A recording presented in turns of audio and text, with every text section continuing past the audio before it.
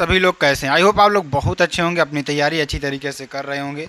यहाँ पर देखिए मेरे प्यारे बच्चों, अगर आप कक्षा 10 में हैं या 12 में हैं, इनका जीवन परिचय पूछता है तो सभी लोग क्या करेंगे, इनके जीवन परिचय को अच्छी तरीके से समझेंगे और पढ़ने का प्रयास करेंगे।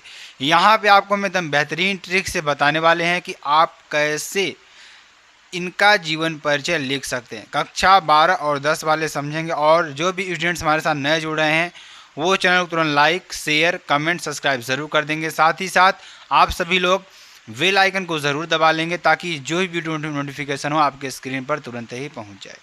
ठीक, तो ध्यान दीजिएगा, मोस्ट इंपॉर्टेंट जीवन परिचय है आपके लिए। 95% है कि एग्ज़ाम में आपसे पूछा जाएगा। ठीक, किनका है? डॉक्टर हजारी प्रसाद द्विवेदी।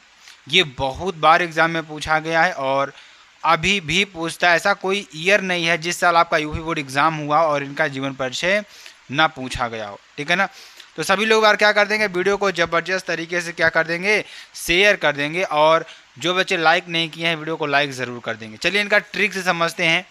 तो आप हमारे साथ याद करने का प्रयास करिएगा। ठीक है ना? इसको याद करने का प्रयास करिए, कैसे आप इसको याद कर सकते हैं। ठीक है ना? सबसे पहली बात, लेखक का संक्षिप्त परिचय हम पढ़ते हैं। मतलब कि जो ज़रूरी चीज़ें हैं पहले आप उनको जान लेंगे तो आप वहाँ से 10-12 सेंटेंस आसानी से बना सकते हैं। जैसे आपको यहाँ पर हमने बताया लेखक का संक्षिप्त परिचय, जैसे इसमें हम आपको बताया जन्म स्थान, उनके पिता का नाम, उनके माता का नाम, उनके बचपन का नाम और उनकी मृत्यु।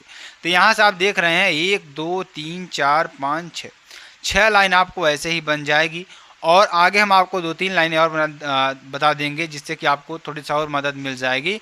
तो एकदम बेहतरीन ट्रिक से अगर आप यहाँ पर एक पेज में अच्छी तरीके से राइटिंग बना करके अच्छी तरीके से लिखते हैं तो आपको अच्छा से अच्छा नंबर मिल सकता है। जैसे यहाँ पर आप लोग याद करिएगा, इनका जन्म कब हुआ? 19 अगस्त सन 1907 ईस्वी को हुआ।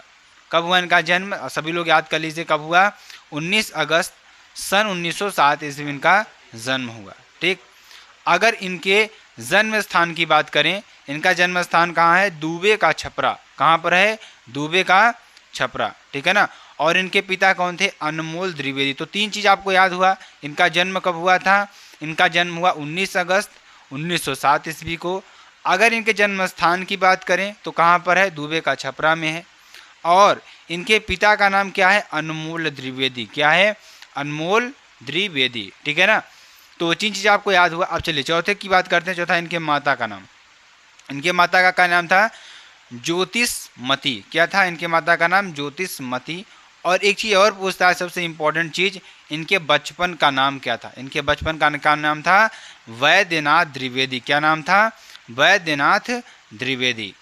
ठीक है ना? इनकी मृत्यु की बात करें कि मृत्यु कब हुई थी, तो आपको 5 चीज़ हमने आपको बताया। 5 इनके बारे में बातें बताई जो आपको याद होनी चाहिए। क्या? पहली बात हमने बताई, इनका जन्म 19 अगस्त 1907 ईस्वी में हुआ, और इनका जन्म स्थान कहाँ पर है? दूबे का छपरा है। और इनके पिता का नाम अनमोल द्विवेदी, और इनकी माता का नाम क्या है? ज्योतिषमती। और इनके बचपन का नाम क्या है? वैद्यनाथ द्विवेदी। क्या है?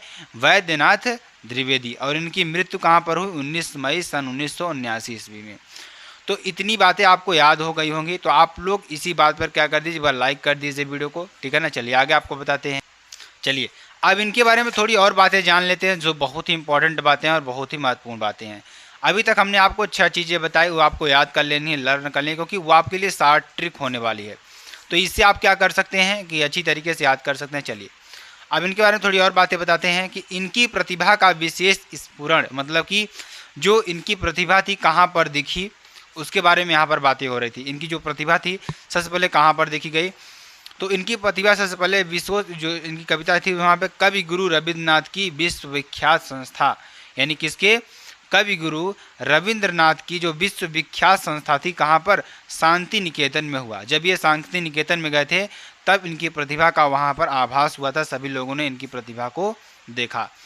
ये बात भी आप लोग याद कर लीजिएगा। जहाँ ये सन 1940 से 1950 तक हिंदी भवन के निदेशक के रूप में रहे, वहाँ पर जब ये गए, इनको जब प्रतिभा को देखा गया तो वहाँ पर उनको काम दिया गया। वो किस काम को किए कि वहाँ पर निदेशक के रूप में, ठीक है ना, 1940 ईस्वी से 1950 ईस्वी तक, यानी कि 10 साल तक वहाँ पर कार्य किए। यही इनके विस्तृत स्वाध्याय और सृजन का शिलान्यास हुआ। यहाँ पर ये क्या किए, उसके साथ साथ अपनी पढ़ाई भी करते थे, विस्तृत यहाँ पर सारी चीज़ों का यहाँ पर हुआ। सन 1949 ईस्वी में लखनऊ विश्वविद्यालय ने यहाँ पर कब, सन 1949 ईस्वी में लखनऊ विश्वविद्यालय ने डीलेट की उपाधि से सम्मानित किया। कौन सी उपाधि से, डीलेट की उपाधि से क्या किया, सम्मानित किया। तो इन बातों को आप लोग याद कर लीजिएगा। इतना आप अच्छी तरीके से राइटिंग बना करके एक पेज में अच्छी तरीके से लिखते हैं तो आपको 100% है कि नंबर श्योरिटी के साथ आपको मिलेगा, ठीक है ना। चलिए अब इनके कुछ साहित्यिक परिचय की बात कर लेते हैं कि इन्होंने इतिहास में क्या लिखा, निबंध संग्रह में क्या लिखा, साहित्यिक ग्रंथ में क्या लिखा और उपन्यास में क्या क्या चीज़ें लिखी। तो सबसे पहले हम इतिहास की बात करते हैं। इन्होंने इतिहास में हिंदी साहित्य का इतिहास पूरा इन्होंने लिखा। उसके बाद हिंदी साहित्य का आदिकाल के बारे में इन्होंने लिखा, हिंदी साहित्य की भूमिका के बारे में इन्होंने बताया, ठीक। इनके निबंध संग्रह की बात करें, इनका निबंध संग्रह कौन कौन सा है, अशोक का फूल जो कि बहुत ही विख्यात है, ठीक, इसको उन्होंने लिखा। और उसके बाद कुटज भी आपके लिए बहुत ही विख्यात है, ठीक है ना।